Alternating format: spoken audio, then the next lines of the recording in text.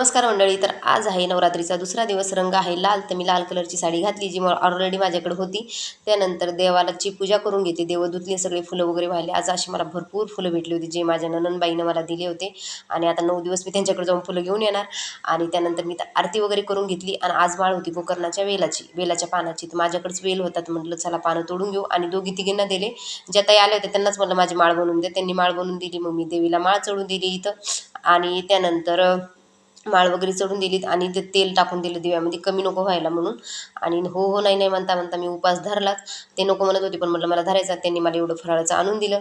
त्यानंतर ही गोमाता आमच्याकडे रोज येत असते. तर आज काही मी चपाती दिली नाही मला उपास असल्यामुळे मी खजूरच दिला आणि कुंकू लावून दर्शन घेतलं. त्यानंतर आमच्या कॉलनीमध्ये दरवर्षी असे सप्तशतीचे पाठ होता. दरवर्षी आम्ही ना तिथं गरबा खेळतो ना तिथं करायचं. पण तिथं काय व्हायला लागलं काही महिला येतात काही येत नाही. मग डिस्टर्ब होऊन जातं बाकीच्यांना. त्याच्यामुळे ते बोलतात की ज्याच्या त्याच्या घरी करा.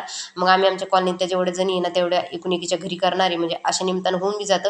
आणि आमचं लेकरं असल्यामुळे आम्हाला एकटील करणं इम्पॉसिबल आहे. त्याच्यामुळे आम्ही अशाच प्रकारे सगळेजणी मिळून करतो.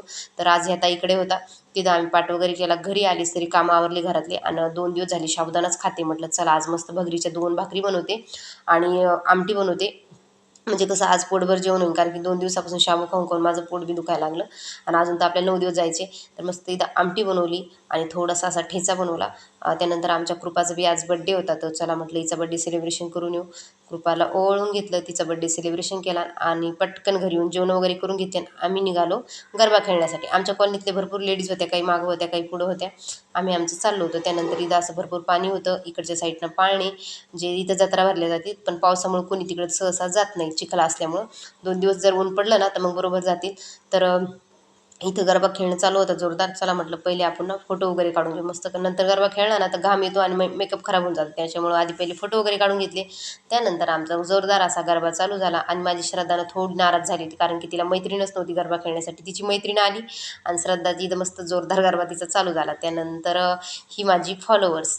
तर इथं ना गरबा वगैरे खेळणं झालं होतं आमचं. तर म्हटलं चला आता थोडीशी हवा घेऊन पाणी बी पिऊ कारण की ना खूपच गरम होत होतं. ह्यावेळेस नगरसेविका ताईनं खरंच खूपच सोय करून ठेवली. पाणी बी प्या, हवा घ्या, डान्स करा, काय करा. आणि आता इथं आरतीचा टायमिंग झाला होता. ज्यांची जोडी असेल त्यांना बोलवलं होतं. आमची जोडी तर काही नव्हती. आमची जोडी घरी समूला सांभाळते म्हणून मीच होते तिथं फक्त.